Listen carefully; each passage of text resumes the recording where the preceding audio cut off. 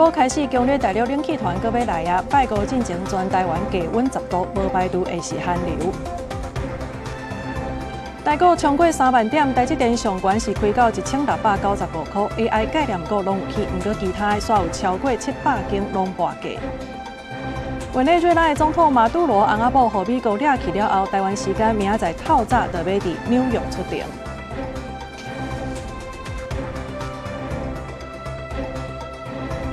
观众朋友，大家好，欢迎收看1月7号中昼新闻，我是麦尚莹。先来关心的是，这顶一波大陆冷气团已经减弱，今仔日呢各地顶部呢平均拢是伫18度至20度之间。也毋过今仔日下晡开始，新的一波强烈大陆冷气团又搁要来啊！这天气又搁会反寒。拜2到拜5这当中呢，全台湾拢是寒死死的天气。这气象署是提醒民众，各地呢差不多时间10度左右尔，无排除会是寒流。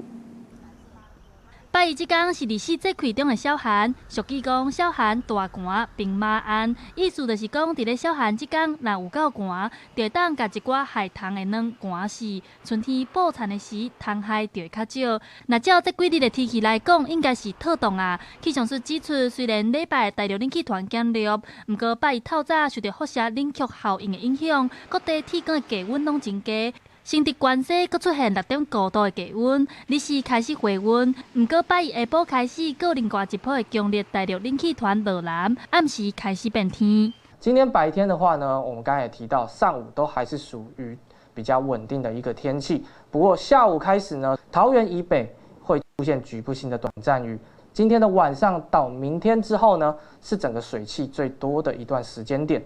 气象署指出，这波强烈冷气团会对拜2挂到拜5，其中上寒的时间伫咧拜2到拜3，这2天受到冷气团加上辐射冷却相同的影响，各地体感低温伫咧10度左右，广阔地区的温度会更较低。气象署无排除这个冷气团会转做日冬以来第一波寒流。这波冷空气预估的强度也是来到强烈大陆冷气团哦，最低温的时间点呢是落在6号的晚上到7号的清晨，台北站的强度我们还是预估是强烈大陆冷气团的一个情形。不过因为有辐射冷却作用加持之下，可能温度会更低，不确定性比较大。气象署提醒，刷落来这波冷气团真有感觉，日时虽然会有日头，不过唔通去予日头光骗去，温度较低，是打冷的天气形态。2000公尺以上的关山拢会降到0度以下，不过因为水汽无够，落雪几率较无悬，要落雪恐惊有难度。记者陈选王志光台北报道。伫咧嘉义县阿里山乡达邦村的这个民众呢，是伫咧去年底通报讲有台湾乌蝇走入去工寮内底。林保署就随来启动这应变机制，透过这红外线的相机，证实对元旦开始呢是连续3天，这乌蝇逐天拢走来到这个工寮找食。林保署是加强宣导，避免人甲蝇起冲突。台湾乌蝇拍开工寮内底冰箱，爬入去内底咧找食物。林业保育署到伫嘉义县阿里山达邦村这个工寮的监视器，为元旦开始，已经连续3天拢翕到有蝇出现伫这个工寮。林业及自然保育署嘉义分署自去年12月31号接获阿里山达邦村民的通报，有黑熊入侵工寮，随即派员进行监测。经过监测的证实，从今年的元旦到1月3号，黑熊每天都入侵工寮。林保署家己分署表示，为翕到影片初步判定，这只乌蝇大约有160公分悬，头有受伤的痕迹，应该是讲的成年乌蝇。推断可能是最近天气上寒，才会冒险走入去人大的所在，四界找物件食。嘉义分署已跟部落启动了黑熊防范应变机制，在此呼吁，食物管理是防范黑熊靠近聚落的重要关键，因此户外的食物。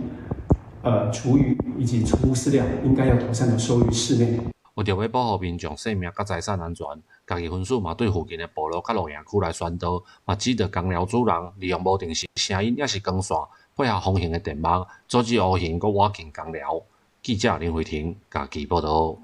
咱看今年这全国头一件石虎落雪的事件呢，就发生伫咧彰化河美的美港公路。今仔日透早的时阵，是有民众伫咧路边去发现一只死去的石虎。农业处表示讲，初步判断这是一只母的成年的石虎，有可能就是过车路的时阵去互弄死的。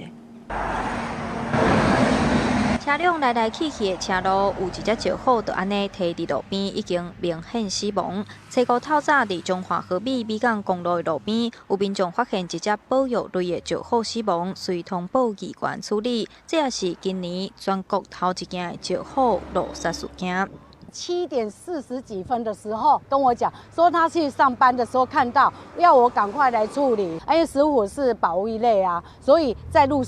的中间那边，我们也很怕2次伤害啊，就请民众帮我一起把它移到路边一点。中华台61线美港公路就伫乌溪边啊，附近嘛有农田。中华县农业处表示，这只石虎有可能是为要找食的，过车路的时阵不幸互车弄到。初步研判是一只母的成年的石虎，会搁送去南投生物多样所进一步研究分析。依照现场研判，应该是石虎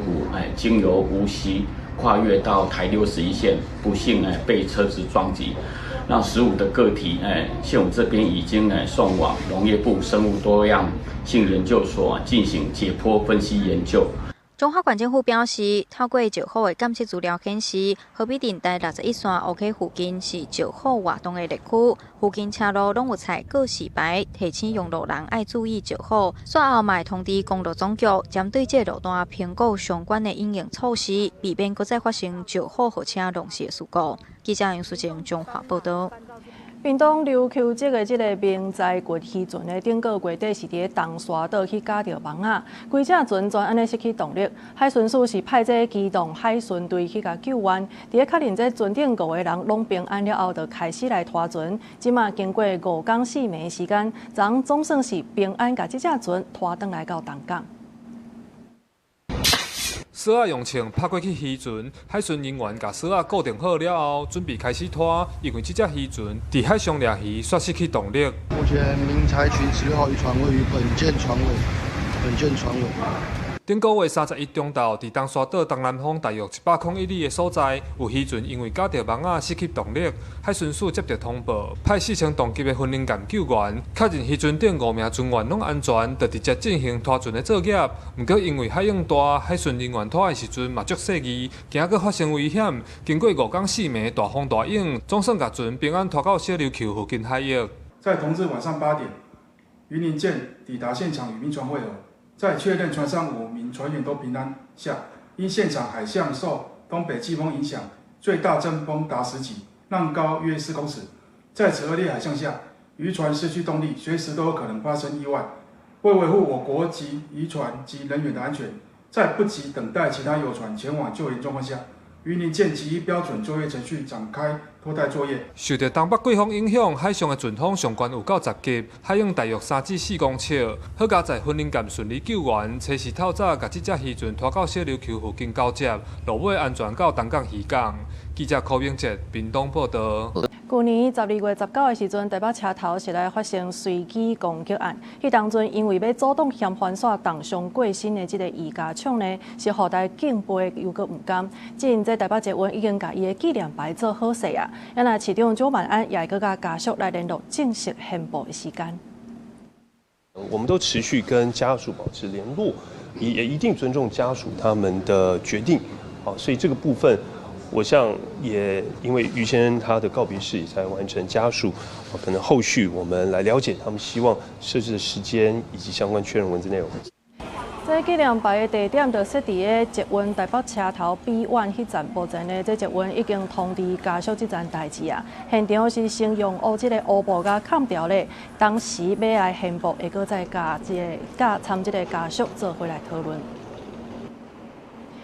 另外，要来关心一场意外，这是发生伫台南永康的工业区呢。昨下昼是传出火烧，因为这现场是非法订真侪废弃物，所以火呢是拖甲真凶，连边仔工厂5台车嘛拢去互烧烧着。这环保局是讲，其实呢进前已经甲这负责的人移送法办啊，想袂到这物件都还袂清了，就发生火灾。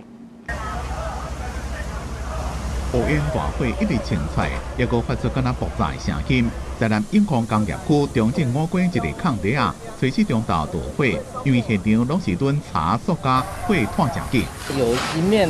这个厂房里面是仓库，还有部分的这个汽车有燃烧。那我们第一时间到的时候，有布线进去把它防护下。那现在目前那个厂房的部分只有一点点。消防牵水线拍火，现场炭烧的面积差不多200-300平方公尺。火也烧到巷底下边仔工厂房，厂房内还有路边停我的车，总共5台。有车主接到通报来到现场，看到家己的车拢烧坏去。警察局已经打给我的啊，伊讲这边火烧，他已经叫我来开啊，我来阵就已经烧去啊。规个天顶拢是乌烟，恐惊影响附近的空气品质。根据了解，现场是非法囤物件，环保局进前已经依照废清法，甲土地承租人移送地检署侦办。随查废弃物来源要求清除，不过也未清算就捣火，伊要求赶紧清。这塑胶物件哦，所以讲哦，咧烧哦，无法度通拍花啦。啊，这顶环保会收啊，环保鸟往来放伫遮租伫遮啦，租几个月啊，等我等就走啊。火伫1点钟了拍花，无人伤亡，不过导火原因也搁会调查。环保局讲已经派人完成空污采样，所来会配合火调，若是违规，会依照空污法告发，相关一人罚500万。记者综合报道。伫个国道1号落南方向168公里方圆这带呢，昨透早是一台货车去弄到这桥墩并车搁导火，车顶2个人死亡。不过因的身份呢是还搁需要调查的，也那这车祸的原因嘛搁需要厘清。这台小货车并爬落去国道的边坡，车身也搁正明显小过分裂，警消伫咧现场搜证。随时透早5点外，这台小货车伫驶经过国道1号路南168公里，方圆交流道出口进前的减速车道，不知什么原因去弄到出口造化线的桥墩，并落去边坡。不明原因撞击出口槽化线桥墩，翻落边坡后起火，火势于54:08扑灭，发现车上死者2名。警消接到报案赶来现场，发现车头甲后边的车道已经粉开，而且小货车已经规台导火，相对是油水线拍火。灭火拍花了后，伫车内发现有2个人，不过已经明显死亡。这么因的身份甲性别也搁伫咧查。本案2名死者身份待查，酒测值待相验时检测，肇事经过及噪音研判正由本大队调查厘清中。车祸是因为疲劳驾驶，也是路交流道时阵车驶伤紧，或者是行着路突然间西方向发生车祸意外。警方讲也会进一步调查，也提醒用路人伫咧开车之前要休困有够，唔通疲劳驾驶，维护家己也有其他用路人的安全。记者综合报道。经济的消息来看，台股今仔日这表现是真水气，一路呢是冲过安尼3万点。也那这台积电呢，虽然讲因的发售会是还未开始，不过市场同款嘛是真热，上悬的是来到1695块。AI 概念股嘛拢有起，也不过呢其他的所有超过700间拢是半价。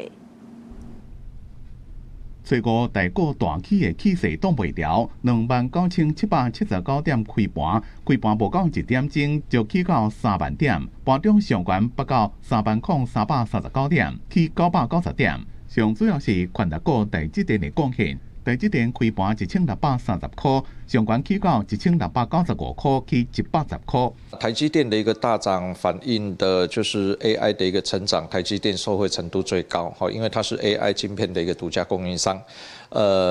今年呢，这个台积电的资本支出呢，可望再度的大幅调升。1月15号因为是台积电的一个法说会，所以股价呢是先上涨来做反应。台股的多头气势请假挡袂牢，这边起爆除了台积电、鸿海、台达电、联发科等 AI 股，其他唔是 AI 股，盘的家数超过700间，比起的家数加3倍。因为国安基金已经护盘超过9个月。后礼拜二要开例会，国安基金会继续护盘，也是退场，市场正关心。分析师认为，国安基金若是退场，是毋是互市场猜测，或者是担心起罪回档，拢会考虑。因若美国掠委内瑞拉总统马杜罗翁仔某的代志，大家就看股市是毋是有影响。因为委内瑞拉它在全球供应链的权重很有限所以说目前的这个事件除非就是说还有后续，要不然的话就是说引发这种系统性的这种股市的震荡机会是相对比较低的。专家认为，地缘政治会影响股市的波动，也股未改变趋势。台股基本面也是有动，过来 AI 宽达股敢会继续起，或者是会出现 AI 水波化的隐忧，拢是影响股市的变数。记者综合报道。在宜兰有一对翁仔某呢，伊是涉嫌利用这民俗专家黄天禄的名义种业呢，拐人来斩桃花，而且要来救感情，侥幸钱已经赚要1400万去啊！即马检方是甲这个姓黄的某呢，以这家当诈欺等罪嫌甲伊起诉，也毋过姓刘的翁呢，煞伫3万块交保了后，就安尼浪港走去，目前是当咧通缉。庙边打真济诈骗宣导的布条，按平常细致，因为既然是这间庙边都是诈骗集团起点，检警调查姓刘查甫人加姓黄太太涉嫌用民俗专家黄天禄名利中心卖种为名义，公行斩桃花，也是一挽回感情的所心事，下水向感情无顺的男女诈财，涉嫌以宗教名义并透过不特定的网络平台来谎称具有法力的黄天禄大师专门针对男女感情及婚姻失和来协助改运我那个一万先进。因为两人诈骗的案件，被害者全国拢总负，不过国地检方调查了后，大部分是讲民俗信仰纠纷，连续得到无起诉处分。宜兰地检检察官郭天如发现有问题，启动侦办追查。去年3月指挥检方将两人具体告犯，查出有被害者一摆被骗将近1400万。检察官第一波侦办了以后，有向法院申请羁押刘贤，为宜兰地院以3万元交保以后，刘贤随即就弃保潜逃。那目前本署发布通缉，会积极的查缉中。不过检方进行了后，姓黄查甫人3万交保，姓刘查甫人剩下，法院裁定3万交保，交保了就释然。根据了解，已弃保都较越南。另外，姓黄查甫人交保了后，继续领被害者的钱，做先生逃走的所费。生命我唔相信啊，我哪相信生命啊？伊生安尼啊，拢无效啦。福建民众对这对翁某情形唔知影，不过对诈欺行为感觉真可恶。专检方最近定结，照家当诈欺等罪嫌起诉姓黄查甫人，具体求刑8年，成合警检核准。逃走的姓刘查甫人发布通缉，继续追缉当中。记者综合报道。美联社有调查讲，在中国呢，即马当咧严格来审查用新疆维吾尔语所演唱的这个歌曲，而且也禁止民众去听去分享。进前呢，就传出是有一个制作人，伊就是因为把这个歌曲放去咧网络顶头，结果煞互人家判关3冬。把版的声音配合传统的乐器，这是一条充满民族特色的维吾尔歌曲。不过，在中国新疆，只要接触这款的音乐，都可能轰掠器官。国际媒体美联社独家得到一份去年10月伫喀什的会议录音，会议上有官员警告民众，若准违法下载、分享，甚至听红插进的维吾尔语的音乐，都可能互拘留。另外，会议阁建议民众日常生活应该避免使用穆斯林常常讲的原真主保你平安，要改做原共产党甲你保庇。 On the one hand, the Chinese Communist Party seeks to represent itself as the protector of Chinese Uyghur heritage. But on the other hand, it works very carefully to make sure that nothing is expressed which could, as it puts it, damage the unity of the nationalities, or as I see it, which, allows people their freedom of expression. 中国官方列出7类有问题的歌曲，包含有宗教意涵、煽动有关中国的风声、宣扬极端主义等等。不过实际上内容讲到信仰也是爱情，拢有可能互官方扩大解读做鼓舞极端主义，可能互禁止的音乐类型是对传统的民谣到 rap 拢有，根本是包含任何用维吾尔语演唱的音乐。美联社查法官书发现，目前已经有一位维吾尔的音乐制作人，因为传包含敏感内容的音乐到云端，被判刑3年。Even for any ordinary Uyghur people, banning the language, the music, the songs, everything that represent us as people, that is devastating. It's like living dead. 包含联合国、真济媒体甲非政府组织真济个指控，中国官方为着控制新疆的维吾尔文化，伫当地设教育营、强迫劳动，抑佫互维吾尔人袂生，可能已经犯危害人类罪。不过，中国将其尾否认相关的指控，表示官方是咧打击恐怖主义，维持新疆的安全甲稳定。公司新闻由派准编译。讲到这国际局势有影是直直安尼变来变去，来看这个互美国掠去的委内瑞拉的总统马杜罗翁仔某呢，伫个台湾时间明仔载透早就要伫纽约来出庭啊。那总统川普是表示讲，这代理总统罗德里格斯呢，若准无甲美国来合作，安尼就会付出真大的代价。那美国国务卿卢比欧伊是强调讲，这个行动毋是针对委内瑞拉来开战，所以是无需要经过国会同意。对画面当看到，伫真侪位美国毒品查缉人员的介护之下，委内瑞拉的总统马杜罗翁仔某初三暗时从亚介到美国纽约曼哈顿的机场，落飞机了后，马杜罗甲因某的目睭眼拢互摕落来。即摆按算伫当地时间初5中昼12点，台湾时间初6的半暝1点，马杜罗翁仔某会因为美国指控走私毒品等等的罪名来出庭。委内瑞拉最高法院任命因的副总统兼石油部长丹尼西罗德里格斯做临时的领导人。美国总统川普初时公开强调，美国愿意甲马杜罗政府其他官员合作，希望美国会当投资委内瑞拉的石油资源。若准罗德里格斯毋甲美国合作，毋做正确的代志，会因为安尼付出凄惨的代价。不过，罗德里格斯强调，马杜罗依然是委内瑞拉的总统，爱美国赶紧放人，也否认伊有答应甲美国政府合作。This looks like it will not fundamentally change what's happening in Venezuela. This is not a clear triumph for democracy. It's certainly a terrible undermining of the rule of law. 不过，美国国务卿罗比奥初时强调，美军这个行动并不是对委内瑞拉开战，所以无需要经过国会同意。It wasn't necessary because this was not an invasion. We didn't occupy a country. This was an arrest operation. This was a law enforcement operation. 罗比奥指出，若准备改变美国甲委内瑞拉的关系，要先解决几个重要的问题，包含委内瑞拉袂当继续互中国、罗西亚、伊朗、古巴，还佫有黎巴嫩真主党的情报人员摕来当作活动的基地。委内瑞拉袂当佫互帮派成员大量迁入来美国。也袂当佫互毒品透过委内瑞拉对哥伦比亚流入去美国。委内瑞拉的国防部长罗贝兹初时批评美国绑票马杜罗翁仔某，国家的武装部队已经进入备战的状态，会保卫国家的自由、独立甲主权。公司新闻警员强编译。伫个美国掠到这委内瑞拉总统马杜罗遮尔大的代志发生了后，住伫个当地要30天的这台商，伊是表示讲，其实在地人呢，要是依其照常来生活，对这局势是看款来应对。有一个住伫个首都的这个台商呢，伊是表示讲，其实美军来迄天的暗时，伊是有听到真大的爆炸的声音，不过呢，这生活是无受到大影响的。今天过来这边加油，情况就比较轻松一点，车子没有那么多。住伫委内瑞拉200年的台商尤先生，记录伫首都卡拉卡斯塞车差不多5点钟的一个加油站，民众排队加油，照常生活。伊讲，虽然街仔路警察有小可增加，不过并无看到大型示威游行，对政治局势无稳定，在地人民也是持续观察。因为今天是礼拜日，而且他们还在新年的假期当中，所以其实街上的人没有很多。我觉得委内瑞拉人的现在的心情应该是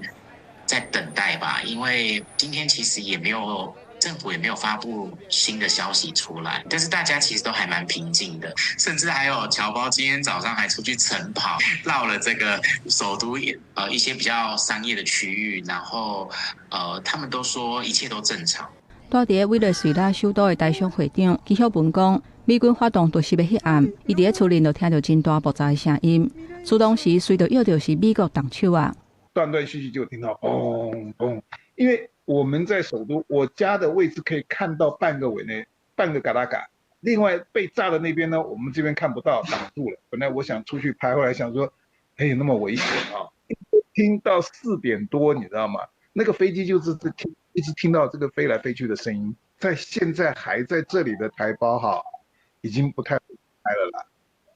因为开的已经都走了。其实咱国甲委内瑞拉伫1974年断交了后，捌伫首都设立有大使馆功能的代表机构。不过2007年被标封关起了后，相关的事务就改由驻哥伦比亚办事处来办理。伫委内瑞拉已经35年的纪晓文指出，目前当地差不多有200个台侨，毋是有工课，就是有家庭，拢已经伫遐定紧生团，所以大家拢是静静伫观察，并无听到讲有人按算要离开。记者综合报道。好，即马这美国已经掠到马杜罗啊，也毋过煞风声，这首都附近呢是受到攻击。委内瑞拉的首都有人死亡，而且呢徛家嘛损害去。毋过煞无其他相关的其他的资料。另外，这国际社会呢，其实对美国这场掠人总统的行动看法是真无共款的。有的人是因为不满，所以上街仔头来示威；嘛有的人是颠倒是欢喜甲掠袂掉。家己厝里规个气候炸弹，牵甲脆糊糊，大门互吹气石头挡掉咧，而且外口的墙嘛变形有够歹开。美军青沙头早打击委内瑞拉、卡拉卡斯4科维亚军事基地，甲机场等等在内5个所在拢起防攻击。卡拉卡斯西边沿海地区卡蒂亚兰马一寡居民青时透早雄雄变做是无厝通住的人。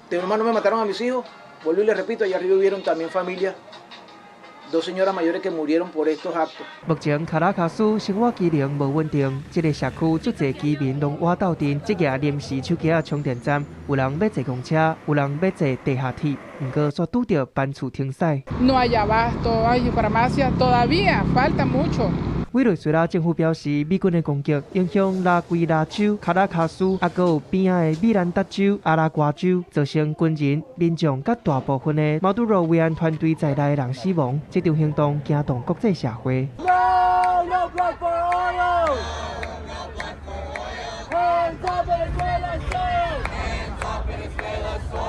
在美国纽约，反战人士出来抗议，批评美国侵犯主权。西班牙、土耳其、巴基斯坦还有印度，嘛有足侪人出门示威。不过，嘛有支持甲俄勒美国行动的国家甲团体。在西班牙巴塞隆纳墨西哥市的委内瑞拉人讲，伊足欢迎 Trump 政府甲 Tomorrow 涨掉的。目前为了预防难民走入来，造成区域变动。哥伦比亚已经甲委内瑞拉边境安3万的士兵，而且宣布进入一级战备状态。巴西嘛有媒体报道，伫咧委内瑞拉边境加强管制，控制难民潮甲安全威胁。委内瑞拉伫咧南美洲北边、西边甲哥伦比亚公家管理大概2050公里的边界，南边甲巴西接触的所在有2000多公里的边界。这3个所在正做是南美洲北边重要的地缘三角。公视新闻吴文玲编译。美国即届的这场行动呢，互真侪学者甲议员是烦恼讲，这中国恐惊是用同款的步数来对付台湾。因为咱外交部是强调讲，这台湾会继续甲美国等等的盟友来合作，为全球和平继续打拼。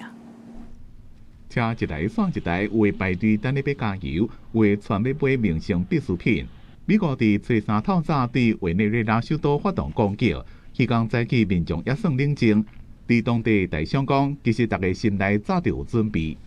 今天有一些超市啊、药局啊，还有加油站有出现人潮排队，但是秩序是良好的，在委内瑞拉人的心中也都已经有做好心理准备了，那只是不知道哪一天会到来。咱外交部讲，即马伫咧委内瑞拉的台湾侨胞差不多200华人，拢正安全。因为美国的行动也互大家关心，中国是毋是借这个机会合理化对台湾行动？约翰霍普金斯大学教授白兰斯认为，封锁加斩首的建设若有一个先例，恐惊会互北京有样学样。共和党众议员贝肯担心，独裁者会用这件代志正当化因自私的目的。民主党众议员肯纳讲，那习近平甲赖清德抓起，美国会当讲啥？两岸的这个局势包括这个军事的这些作为，它的难度跟复杂度应该是远超过于美国这一次对于委内瑞拉所采取的军事行动。目前判断美中关系，我们要比较谨慎审慎。那怎么样跟美国打好关系？跟川普周边最重要的核心的权力圈有直接接触的管道，这对台湾来讲是关键。那与此同时，应该也要同时能够去稳定两岸的关系。学者认为，中国对台湾发动攻击，挑战更加大，因为台海环境复杂，又有盟友的监控。另也是强调，在法治、民主加防卫能力两件代志是无法度提做伙比。国民党是认为，川普的网络主义加重心退登去美洲，台湾也要做调整。包括美国独裁政权在国际毒品贩运的角色，以及其威权统治造成着人道危机，均已严重冲击区域的稳定。台湾政府也期盼委内瑞拉能顺利和平过渡到民主政体，并促进双方关系的发展。咱外交部讲会继续跟美国在内的全球自由民主友民合作，为区域跟全球安全稳定做伙努力。记者综合报道。去年12月底的时阵呢，中国是来发动伟大的军演，也毋过海委会主委关碧玲煞互人讲呢是出去参加这个参会。海巡署长张忠良伊是表示讲，这是伊建议会当照常来举办的，因为中国的海警船甲军舰已经伫12月30暗时的6点离开咱的限制水域。那这场参会呢是讲无行程、无食酒、嘛无唱歌，而且呢这费用嘛是符合政府相关的规定。昨日中国军方连续2天发动伟大军演，紧张的时刻，海委会主委关碧玲煞是逼出甲几个海巡的高层自产的争议。虽然事后关碧玲有回失礼，伊讲迄天举办的是小别参会，无遂取消这个安排，造成媒体负面的形象，感觉真失礼。有任何的批评，拢愿意接受。经过整体评估，而且所有的海警船跟军舰在30号军演的当天6点钟都已经离开我们的限制水域，所以我们在晚上的9点半就建议主委说，我们的会议是可以照常进行的，没有问题。张忠良强调讲，是伊建议会当照常来举办，嘛背回讲，迄天并无食酒，嘛无唱歌，参会是用主委特支费来付的，符合政府相关的规定。海协所有的情形拢伫咧海巡甲国军的掌控当中。当天的这一个参会当中，它是公务行程的一部分。当天并没有很多媒体说的这个饮宴、喝酒、唱歌之类的。参宴的部分是由主委的那个特制位来指引，那这是符合政府相关的规定。张忠良进一步表示，从2022年开始到这届军演，海巡署应对中国7届军演，呼吁民众都要相信海巡、相信国军，有能力会当处理附近海峡军事行动甲普色的侵扰。记者综合报道。来看即马这115年度中央政府的总预算案呢是还未审查，国防部表示讲，安尼拖落去，除了是了时间以外，嘛会影响到国军的备战，有一寡系统的建设呢，恐惊是拢会去牵着，这是会造成国安问题。也那民进党立委是呼吁在野呢，莫阁甲国际来传送错误的信号，毋过哪位煞要求执政党毋通干那出一支嘴。关系国家今年正式推动的115年度中央政府总预算案，今年到即马还未付费审查，面对疫情威胁，尤其最近中共伟大军演，国防部烦恼，预算因前除了影响建军备战，也可能影响国家安全。年度预算里面，有很多跟我们这个嚇阻不对称作战啦，嚇阻敌军啦，这个保护这个战士的各装啊，还有照顾官兵都有关。希望大院都能够把我们的预算排入委员会。国防部向立法院发声，若预算案无通过，按算有71%无法度按原时间执行，影响毋但是资源规划分配，也个安怎向国际社会传达自我防卫决心，加展现协助战略的重要信号。看到世界的媒体会讲说，台湾是不是没有办法坚决的表达出他抵抗侵略的决心？这一次的这个演习当中，我们也很及时的说明我们应对的这个措施。预算部分，我想我们也会适时的向全世界跟我们的社会说明，国防部是很负责任的，提出年度及特别预算，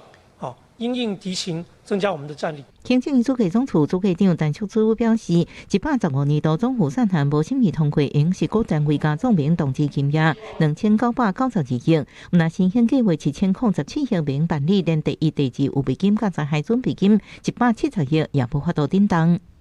到目前为止，没有一个官员针对于你们送到主计长这边、送到行政院这边，告诉大家这些是紧急重要的预算，你们紧急需求需要，但是有顺序的啦。没关系，第一个我们就希望先总预算先去通过，因为到年度开始不能执行了，我们就必须要。主计长，因为我今天时间有限，因为我还有另外一题要。国民党立委李干修指执政党卖政治发声，需要集体对话，强调若行政单位愿意沟通提出说明，无论是延长性支出，或者是已经得到利益同意的行政计划，拢有法官预期应处理成为问题无伫制度是伫态度。记者综合报道。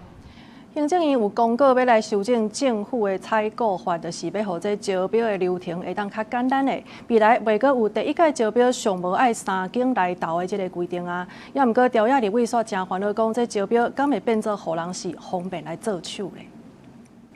公部门伫咧采购时阵，直连发生流标加背标的情形。行政院公共工程委员会公告修正政府采购法，包括取消爱3间合格厂商才当开标的限制，全部简化做上优指标，强化厂商加分包商权益，抑个修改停权制度4大重点。随后，立法院交通委员会接受朝野立委质询，所有的采购都公告在政府的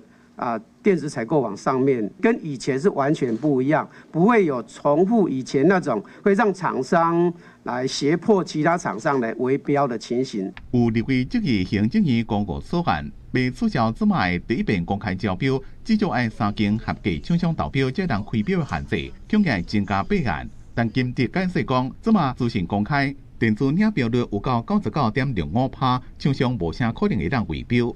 适当时期，他就必须公告这个采购预算、采购的相关计划，所以等标期也拉长，刺激更多人去投标，会减少一家投标的这个情形，这是我的判断。工程会强调，即卖一年公开招标案件6万件，就4万件是因为无达到3间厂商的条件流标，平均会前11天，大案件会前更加久。将这个限制提掉，就当减少找人来盗押，抑个假投标的无必要现象。因为它还是有基本资格或是它的履约能力的限制嘛。对。那在我们的这个决标方法上面，还有一种就是合格以后，它才能进入到最低标，所以不会说因为取消3家，只要任何一家来都一定得标。工程会强调，以后就算是干那一间厂商来投标，若是无符合基本的旅游限制，同款无法度得标。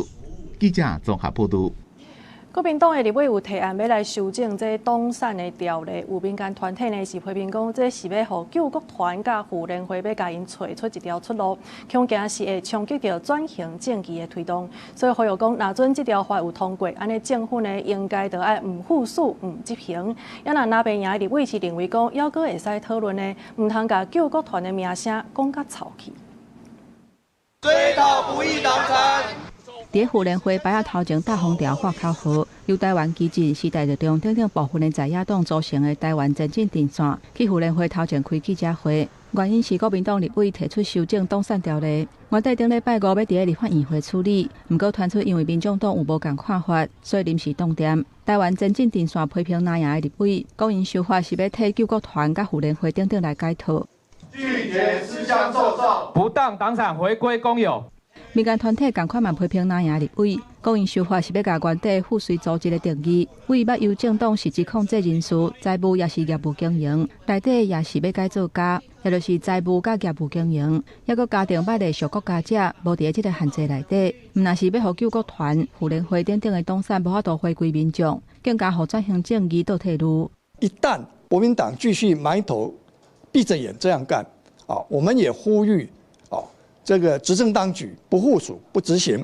甚至我们送释宪。民间团体3大诉求：不义党产回归公有，反对毁灭性修法，坚持转型正义。民进党立委吴思瑶甲民众党团发声，要做伙反对修法。而图利自肥的，就是救国团乃至于妇联会，所以我们是希望民众党真的持续的要能够找回当时维护公平正义的初心哦。有哪些团体会因此而受影响？那具不具备正当性？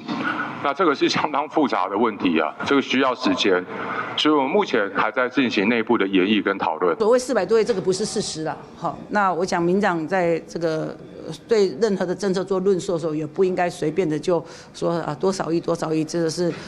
一种污名化的行为哈。国民党立委陈玉珍认为讲，党产条例修正无共意见，也会使协商讨论，毋过莫乌白做乌。记者综合报道。伫高雄逼出这卫生局新卫中心的前执行秘书何建中，伊是利用伊的职权咧查这立管效率的个资，而且涉嫌甲人拐来性侵。国民党真侪民意代表呢是开记者会，要求这市府爱甲相关的官员移送政风处调查，来厘清这当中到底有啥物问题。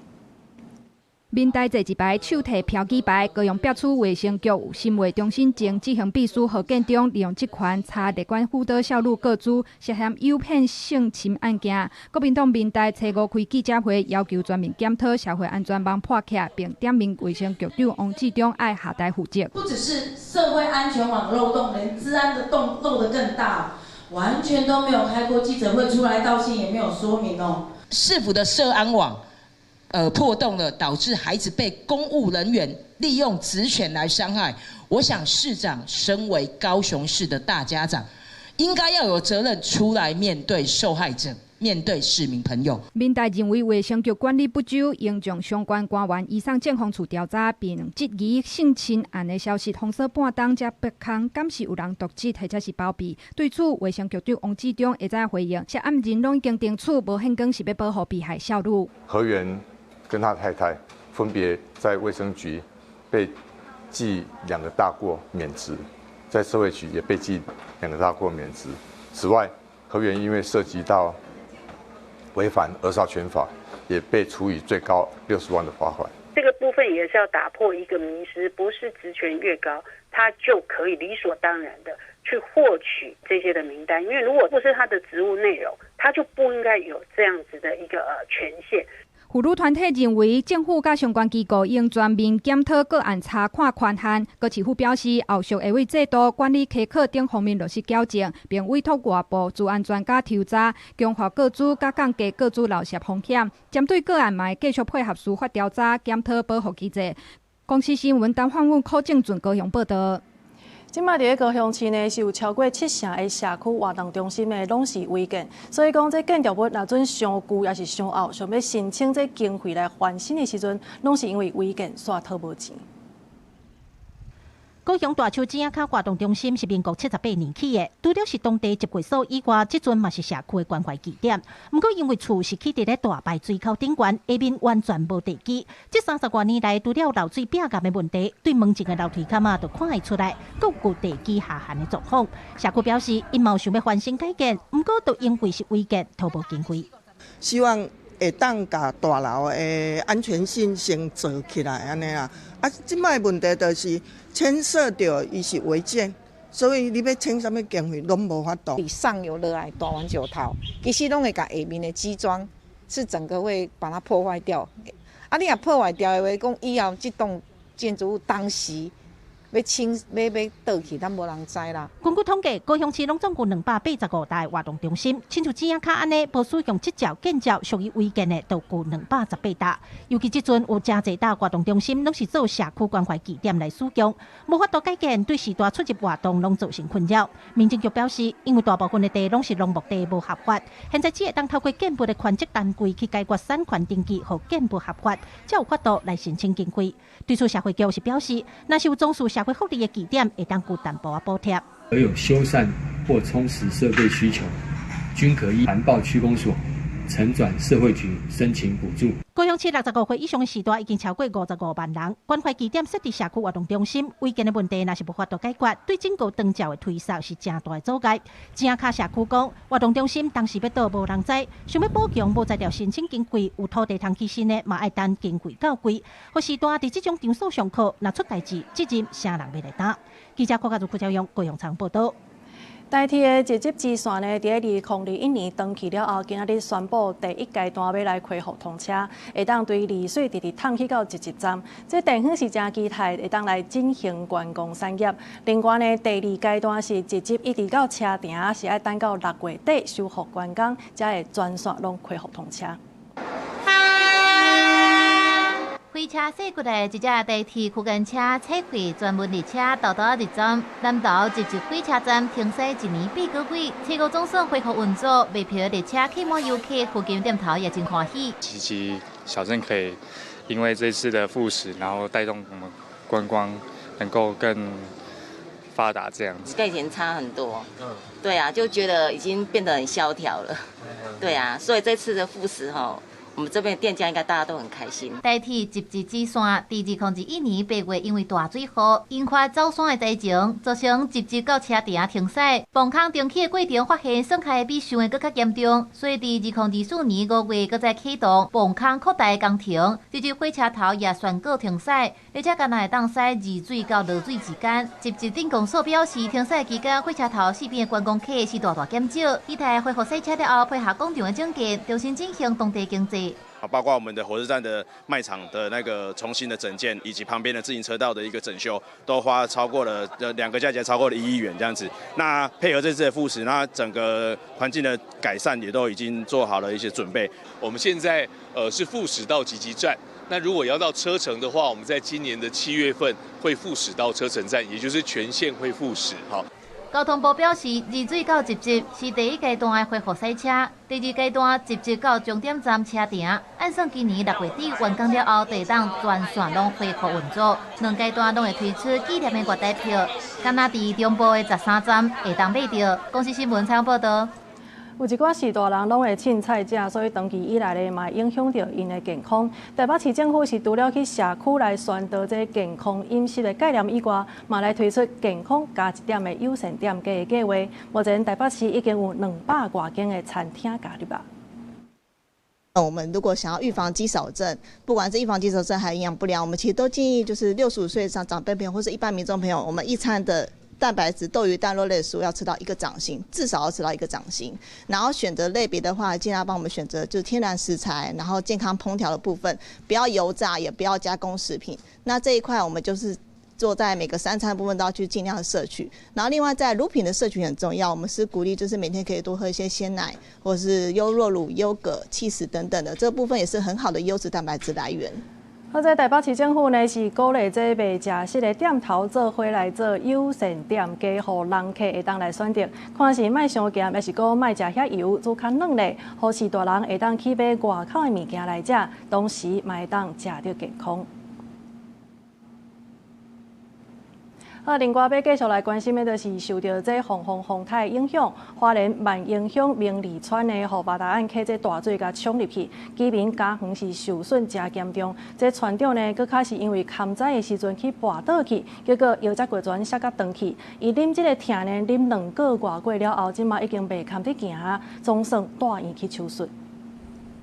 双手扶轮椅62岁万英乡平利船长林万成，伫太太陪伴之下，总算愿意去病院治疗。华先生为救灾甲中间竟然忍疼2个月过，即马连徛甲行路拢问题都真唔甘。压力太大了，整个神经、整个系统都这样，让他很像扛不住了，就真的倒下来了啦。那段时间呢，都强忍了。就忍耐呀，就叫他去看病，他都不看病啊。有一段时间，明利川大水灾是发生伫去年11月7日，风台爆发，将马太湾溪内底因为控救治山绑线河绑起了后所囤的大量土沙冲击暴露，船长勘载无细一跋倒，第5站两骨进去，爱手术治疗。医生说什么？就是断掉了，断掉，没有断掉啊，还是要开啊，不然的话后面一直压迫神经就麻烦了。那个压力太大了哇，真的，我总觉得我快倒了，你知道吗？这已经是自2013江河大水灾了后，在区第2位船长带院，顶一位是江河乡罗马船长王祖汉，因为肝胆发炎带院手术。万英乡明利船长林万成是伫去年12月19开刀，要咧静养。在区基层人员的健康情形需要相关单位来重视。记者综合报道。为着要来解决这少子化的问题，今年云林县政府呢又搁宣布第3梯开始，一梯呢会当提悬补助到10万块，而且未去影响到中央的补助。这位食小姐28岁，已经有2个囡仔，下个月要生第3个，拄好会当领云林县政府增加的生育津贴，为第3梯开始，每一梯补助10万块。就是很开心啊，就是觉得很幸运，就是在这个时候怀第3胎，就是拿到的补助又更多这样，对，很开心，很惊喜啊，就是对，有点意外这样。后面还有一些教育费啊什么的，也是一个庞大的一个支出，我觉得不会为了这个10万块再冲动。为了影响少子化，要增加县内生育率，云林县府为113年启动2年6亿生育补助的计划。统计113年甲114年出世的人数有甲11400多人，比往年加1倍。为了鼓励生育，115年推出第3梯开始补助10万块。如果愿意生到第3胎，对于我们整个国家的这个人口数会正成长。我们不是在整个经费上非常充裕，但是呢，我们回归到原来第1胎到这个第2胎还是维持3万块第3胎以后就是领10万块了哈。云林县府表示，去年全国出事的红眼仔人数无到11万人，是真大的国安危机。面临少子化的情形愈来愈严重，希望透过增加补助，会当鼓励云林县民生囡仔，而且县府的补助甲中央的补助两边拢会使同齐领。记者综合报道。好，这天气又搁要变寒，所以来咱甲时间交互 AI 手机气象主播唐啊。今仔日甲明仔载，因为强烈大陆冷气团落南，气温会豆豆下降。今仔日伫台湾东北部、东部甲桃园以北，会有局部短暂雨。新竹、苗栗、东南部、恒春半岛甲马祖，会有零散的短暂雨。